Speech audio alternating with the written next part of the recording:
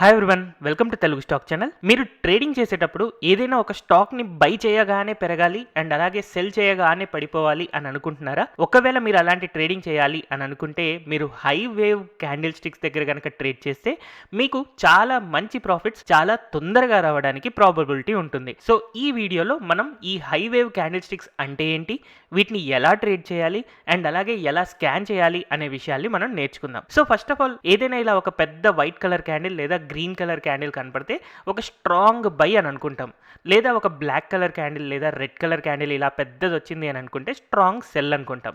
So ఇలాంటి యూజువల్గా ఒక పెద్ద క్యాండిల్ స్టిక్ కనుక ఉంది అని అంటే దాని మిడిల్ ఏదైతే ఉంటుందో ఆ మిడిల్ లైన్ వచ్చేసి ఒక స్ట్రాంగ్ సపోర్ట్ కానీ రెసిస్టెన్స్ కానీ అవుతుంది అని ఒక సింగిల్ క్యాండిల్ స్టిక్ చూసినప్పుడు మనం చెప్పొచ్చు. అలాగే నెక్స్ట్ మనం ఇంకొక క్యాండిల్ స్టిక్స్ అబ్జర్వ్ చేస్తే డోజీ క్యాండిల్ స్టిక్స్. సో జనరల్గా ఏదైనా ఒక ట్రెండ్ పైకి వెళ్తుంది లేకపోతే కిందకి వెళ్తుంది, ఇలా వెళ్తున్నప్పుడు మధ్యలో ఎక్కడైనా ఒక డోజీ వచ్చింది అని అనుకోండి, ఆ ట్రెండ్ టైర్డ్ అయిపోయింది అంటే పైకి వెళ్తున్న ట్రెండ్ అక్కడితో టెంపరీగా ఆగచ్చు లేదా అక్కడి నుంచి రివర్స్ అవ్వచ్చు అని ఒక ట్రెండ్ టైర్డ్నెస్ని చెప్తూ ఉంటుందన్నమాట.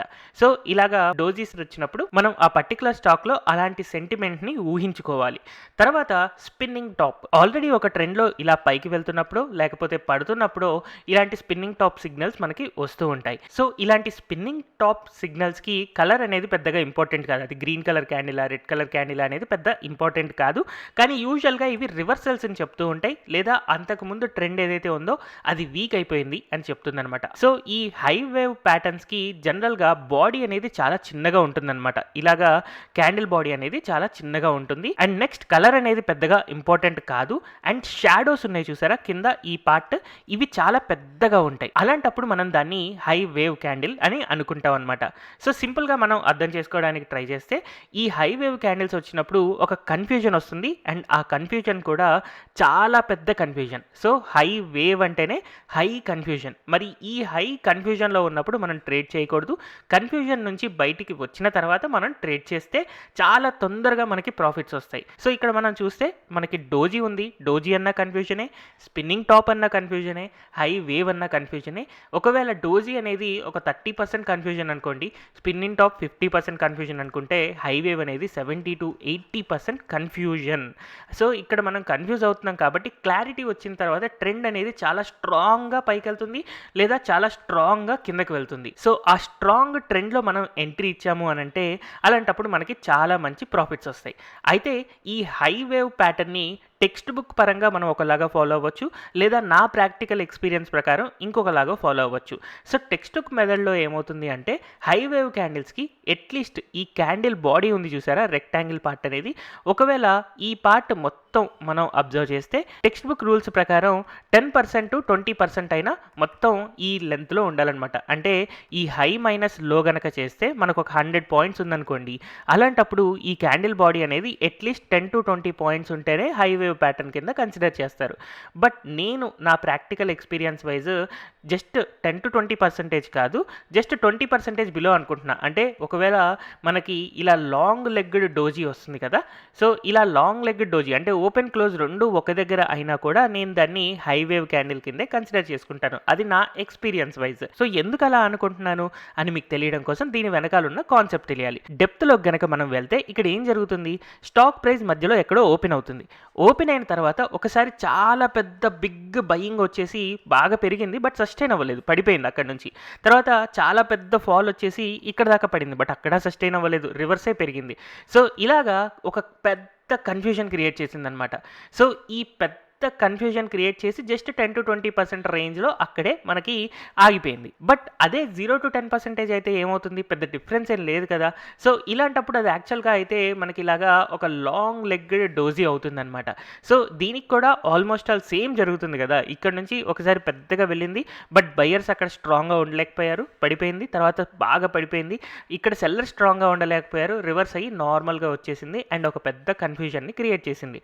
సో అందుకనే హై వేవ్ క్యాండిల్ స్టిక్ అయినా లేకపోతే లాంగ్ లెగ్ డోజీ అయినా ఈ రెండింటికి కూడా నేచర్ అనేది ఆల్మోస్ట్ సేమ్గా ఉంది కాబట్టి వాటి యొక్క ఫ్యూచర్ బిహేవియర్ కూడా సేమ్ ఉంటుంది అని చెప్పి నేను నా ప్రాక్టికల్ ట్రేడింగ్స్లో చాలాసార్లు యూజ్ చేశాను అండ్ చాలా బాగా వర్కౌట్ అవుతూ ఉంటుంది కూడా. సో ఇలాంటి క్యాండిల్ స్టిక్స్ వచ్చినప్పుడు మనకి హై వేవ్ క్యాండిల్ స్టిక్స్ అని చెప్పి అర్థమవుతూ ఉంది కదా. ఫస్ట్ టెక్స్ట్ బుక్ మెథడ్ ఏంటి అంటే, ఫర్ ఎగ్జాంపుల్ నాకు ఇలా ఒక హై వేవ్ ఫామ్ అయింది. హై వేవ్ ఫామ్ అయిన తర్వాత నెక్స్ట్ క్యాండిల్ స్టిక్స్ మెల్లగా పడిపోతూ ఇలా వస్తున్నాయి అనుకుందాం. సో ఇలా పడిపోతూ వచ్చినప్పుడు ఎప్పుడైతే ఈ లోని బ్రేక్ అవుతూ స్టాక్ ప్రైజెస్ కిందకి వెళ్తూ ఉంటాయో అక్కడ ఒక బెరిష్ ట్రేడ్ యొక్క ఎంట్రీ అనేది క్రియేట్ అవుతుంది. అండ్ ఇలాంటి ఎంట్రీ క్రియేట్ అయినప్పుడు ఈ పర్టికులర్ దాని యొక్క స్టాప్ లాస్ అనేది ఇక్కడ హైగా ఉంటుందన్నమాట. అండ్ అలాగే ఒకవేళ ఇలాంటి హైవే వచ్చింది, ఈసారి ఏమైంది అంటే ఇక్కడ గ్రీన్ కలర్ క్యాండిల్స్ వస్తూ మెల్లగా పైకి వెళ్తూ హై దగ్గరికి బ్రీచ్ అవుతూ వస్తుందన్నమాట. సో అలాంటప్పుడు ఇక్కడ ఎంట్రీ తీసుకుంటారు అండ్ బుల్లిష్ సిగ్నల్ వచ్చింది కాబట్టి స్టాప్ లాస్ అనేది లోయెస్ట్ పాయింట్ దగ్గర పెట్టుకుంటూ ఉంటారు. ఇది టెక్స్ట్ బుక్ మెథడ్. బట్ నేను ప్రాక్టికల్గా టెక్స్ట్ బుక్ మెథడ్ని ఫాలో అవ్వట్లేదు. ఎందుకంటే నా ఎక్స్పీరియన్స్ వైజ్ దీన్ని ఎలా ఆల్టర్ చేశాను అనేది చూడండి. దానివల్ల మనకి బెనిఫిట్ అనేది ఎక్కువగా ఉంటుంది. ఎప్పుడైతే నాకు ఇలాంటి ఒక హైవే ఫామ్ అయ్యి కిందకి ఇలా పడుతున్న సిగ్నల్ వచ్చింది అని అనుకుందాం. సో ఇలాంటి సిగ్నల్ వచ్చినప్పుడు ఎప్పుడైతే ఈ లోని బ్రేక్ అవుతున్నట్టుగా కనపడుతుందో ఆ లోని బ్రేక్ అయ్యే టైంకి నేను ఇక్కడ సెల్ ఆర్డర్ ఎంట్రీ తీసుకుంటాను. సో ఇలా తీసుకున్న తర్వాత యాక్చువల్గా టెక్స్ట్ బుక్ మెథడ్ ప్రకారం ఈ హై ఏదైతే ఉందో ఇది స్టాప్ లాస్ అవుతుంది. బట్ నేను నా ప్రాక్టికల్ ఎక్స్పీరియన్స్ ప్రకారం దీన్ని స్టాప్ లాస్గా అనుకుంటాను. సో నియరెస్ట్ ఈ రెక్టాంగిల్ బాడీ ఉంది కదా, ఈ రెక్టాంగిల్ బాడీకి జస్ట్ టచ్ అయితే నేను స్టాప్ లాస్ అనుకుంటాను.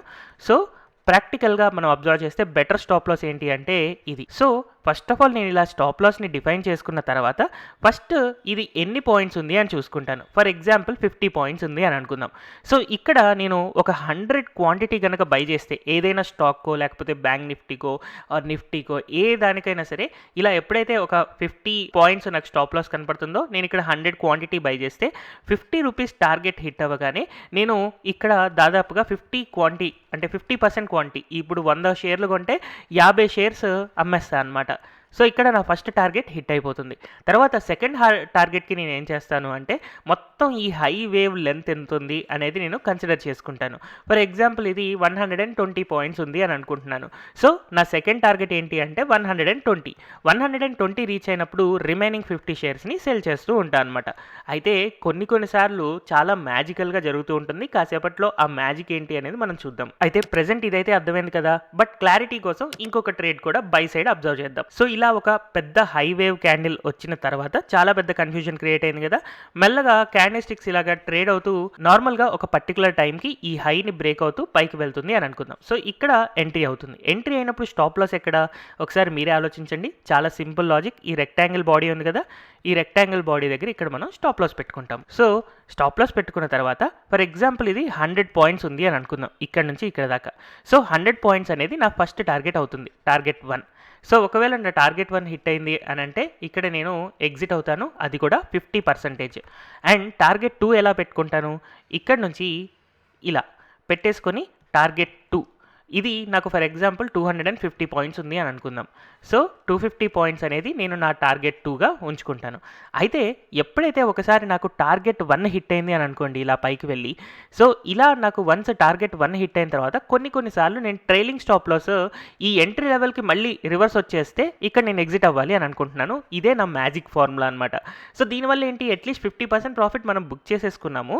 తర్వాత మళ్ళీ ఎంట్రీ లెవెల్ దగ్గరికి వచ్చింది అని అంటే ఇక్కడ ఎగ్జిట్ అయిపోవడం వల్ల ఈ 50% నా క్యాష్ నా పాకెట్లోకి వచ్చేసినట్టే కదా, తర్వాత ఏమైనా కూడా నేను పట్టించుకోను. బట్ కొన్నిసార్లు వచ్చి ఇక్కడ సపోర్ట్ తీసుకొని రివర్స్ అయి పైకి వెళ్ళిన సందర్భాలు కూడా ఉంటాయి.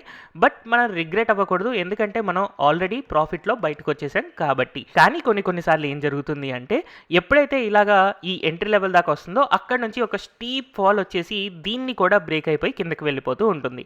ఇలాంటి ఎగ్జాంపుల్స్ కూడా మనం మార్కెట్లో చాలానే అబ్జర్వ్ చేయొచ్చు. అందుకనే ఎక్స్పీరియన్స్ వైజ్ ఎప్పుడు కూడా మనం ప్రాఫిట్స్ని ఎంత తొందరగా పాకెట్ చేసుకోగలిగితే అంత తొందరగా మనం మన పాకెట్లోకి అవి సంపాదించుకుంటూ ఉండాలి. అందుకనే ఇలాంటి చిన్న టార్గెట్స్తో ఎక్కువసార్లు ట్రేడ్ చేస్తూ మంచిగా మనం ఎర్న్ చేస్తూ ఉండొచ్చు. సో ఈ కాన్సెప్ట్ కొంచెం క్రిటికల్ అయినా మీకు సింపుల్గా అర్థమైంది అని అనుకుంటున్నాను. అయితే మరి ఈ హైవేవ్ ప్యాటర్న్ ఏ స్టాక్లో వస్తుంది, ఎప్పుడు వస్తుంది అనేది ఎలా స్క్రీన్ చేయాలి? సో ఆ స్క్రీనింగ్ కోసం నేను స్ట్రీక్ అనే ప్లాట్ఫామ్ని యూస్ చేస్తాను. సో ఇక్కడ నేను స్ట్రీక్ ప్లాట్ఫామ్లో ఇక్కడ మనకి ప్లస్ సింబల్ కనపడుతున్న స్కానర్స్లోకి వెళ్తున్నాను. సో ఈ స్కానర్స్లో ఒక క్రియేట్ స్కానర్ చేస్తున్నాను. హైవేవ్ అనే నేమ్తో ఒక స్కానర్ని క్రియేట్ చేసుకుంటున్నాను. సో ఇలా హైవేవ్ ప్యాటర్న్ని మనం క్రియేట్ చేస్తూ ఏ స్టాక్స్లో కావాలి మనకి హైవేవ్ ప్యాటర్న్ నిఫ్టీ 50 లేదా నిఫ్టీ 100 ఇలా మనం సెలెక్ట్ చేసుకోవచ్చు. ఫర్ ఎగ్జాంపుల్ ఫస్ట్ నేను నిఫ్టీ 50 స్టాక్సే అని అనుకుందాం. సో ఈ నిఫ్టీ 50 స్టాక్స్లో 1 అవర్ టైం ఫ్రేమ్ హైవేవ్ ప్యాటర్న్ని కనుక యూస్ చేయాలి అని అంటే 1 అవర్ కానీ అంతకంటే ఎక్కువ టైం ఫ్రేమ్ని మాత్రమే యూస్ చేయండి. 1 అవర్ టైం ఫ్రేమ్లో నేను రాసే కండిషన్స్ని కొంచెం జాగ్రత్తగా అబ్జర్వ్ చేయండి. సో వీటిలో నా ఫస్ట్ కండిషన్ ఏంటి అంటే ఇక్కడ మనం ఒక క్యాండిల్ బాడీని అబ్జర్వ్ చేస్తూ ఉంటాం కదా. ఈ క్యాండిల్ బాడీ అనేది హై మైనస్ లో ఏదైతే ఉందో, సో ఇది మొత్తం 100 పాయింట్స్ అని అనుకుంటే ఇది 10% నుంచి 20% మధ్యలో ఉండాలన్నమాట ఈ క్యాండిల్ బాడీ, ఈ రెక్టాంగిల్ షేప్ అనేది. దానికోసం నేను ఫస్ట్ తీసుకుంటున్న కండిషన్ ఏంటి అంటే అబ్సల్యూట్.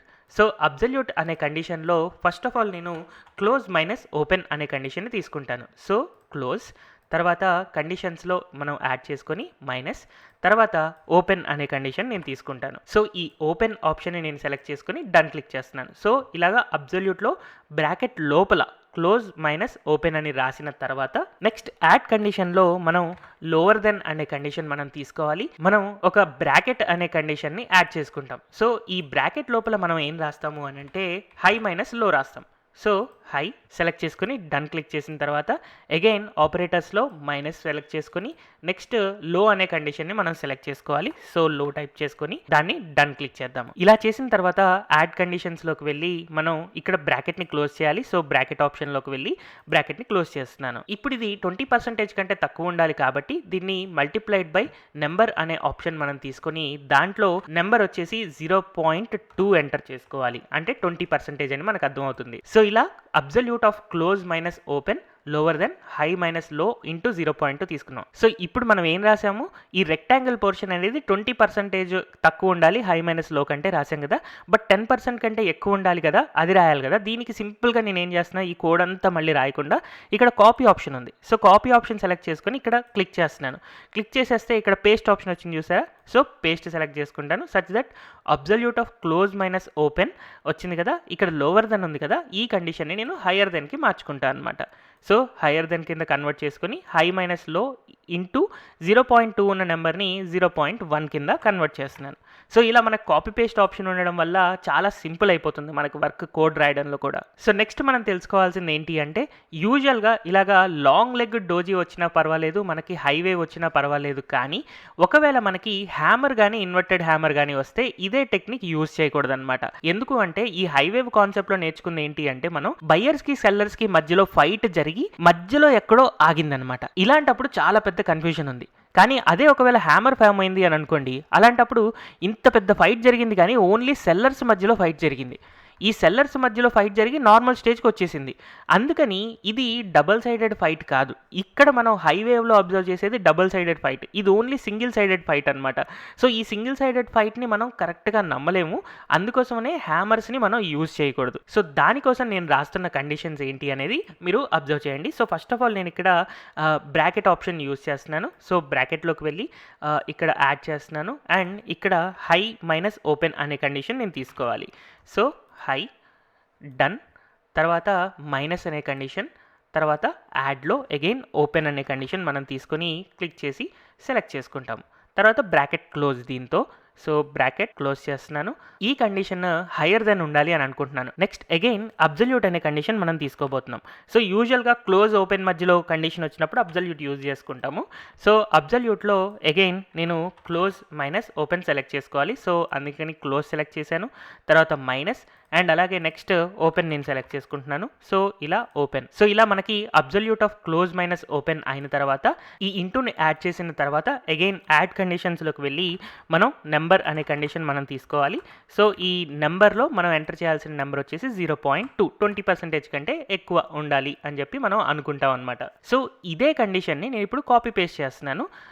హైకి రాసినట్టే మనం లో కోడ్ రాయాలి, కొంచెం డిఫరెంట్గా రాస్తాం. సో అందుకని ఇక్కడ వెళ్ళి పేస్ట్ కనుక క్లిక్ చేస్తే ఇక్కడ నాకు ఓపెన్ మైనస్ లో కావాలన్నమాట. ఇక్కడ ఉన్న 3 ఆప్షన్స్ ఫస్ట్ తీసేస్తున్నాను. సో ఇక్కడ ఫస్ట్ నేను అబ్జర్వ్ చేయాల్సింది ఓపెన్ మైనస్ లో, కాబట్టి ఓపెన్ ఆప్షన్ మనం సెలెక్ట్ చేసుకొని దీన్ని డన్ క్లిక్ చేద్దాం అండ్ నెక్స్ట్ మైనస్ ఆప్షన్ మనకు కావాలి, దాని తర్వాత లో అనే ఆప్షన్ మనం తీసుకోవాలి. సో ఈ ఓపెన్ మైనస్ లో కండిషన్ మనం సెలెక్ట్ చేసుకున్న తర్వాత ఇది మనకి హైయర్ దెన్ ఉండాలి. మళ్ళీ same condition absolute of close minus open ఏదైతే ఉందో అది ఇంటూ 0.2 అంటే 20% కంటే మనకి ఇక్కడ హైయర్ దెన్ ఉండాలి. అలాంటి కండిషన్స్లో ఇది హ్యామర్స్ ఫామ్ అవ్వదు లేదా ఇన్వర్టెడ్ హ్యామర్ ఫామ్ అవ్వదు కాబట్టి హై వేవ్ ప్యాటర్న్ మనం ఈజీగా ఐడెంటిఫై చేసుకోగలుగుతాం.